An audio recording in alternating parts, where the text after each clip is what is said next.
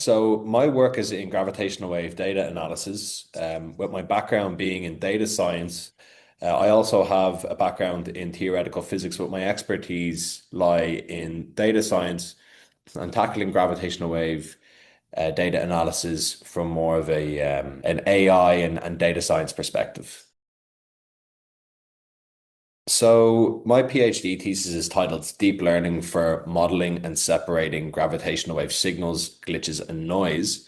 And I completed that at Open University of the Netherlands. So this was a computer science PhD. It sits at the intersection between computer science, artificial intelligence specifically, and astrophysics. So I got my deep learning or AI supervision from Open University and got my physics supervision from Utrecht University, working as an external PhD candidate in the GRASP department here at Utrecht University. Because gravitational wave detectors are incredibly sensitive, meaning that their data is highly noise dominated. But in addition to this, we have all sorts of other problems that we have in these detectors. We have these artifacts called glitches, which are short bursts of excess noise that either come from the instrument itself or come from the environment, like seismic activity or stuff like that. And they're very challenging, these glitches, because we don't really know what they look like hidden by this background noise. They're unmodeled events, and in most cases, we actually don't know how they arise, how they manifest. So, and then the problem really is that they can mimic or obscure real astrophysical signals. So a useful analogy for all this is actually in the music industry. Gravitational wave data looks an awful lot like music data, digital sound data. And basically, like, you can train these neural networks to take in a song and decompose the song into its different instruments or isolate the vocals from a song.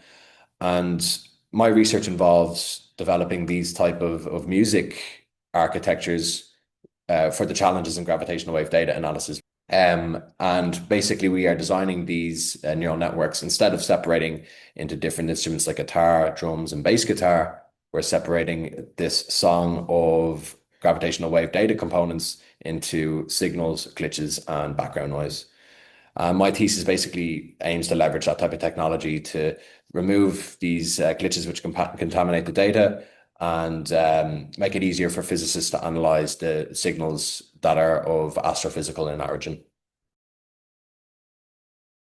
My thesis has two main contributions, and the first is the development of a deep learning framework called Deep Extractor.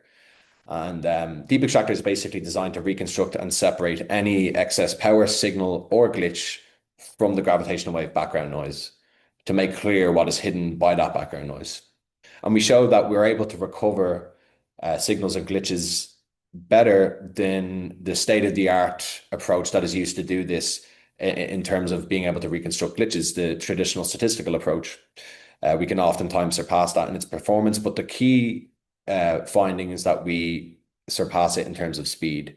Deep Extractor can process 2 seconds of data in 0.1 seconds. So it can be used in real time. And this opens up the door to many exciting possibilities, both in terms of glitch mitigation, removing the glitch bias on our physics analysis, but also it can be adapted for use in, for example, gravitational wave searches, trying to detect signals that are astrophysical in origin. So in January, I just started this postdoc position at Nikhef, and working mostly still out of the GRASP department here in Utrecht University, which is where I am now.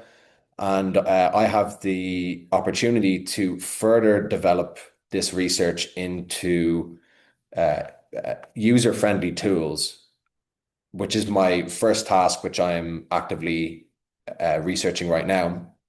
Developing what I did in the thesis. The thesis was largely a proof of concept work, but now I have the opportunity to develop this into a tool that other members of the gravitational wave community can actually use in their own analysis, of making this as easy to use as possible so that people can just install it quickly, use it within 5 minutes, and have some sort of example running, and basically give some advice on how they can adapt it to their own research.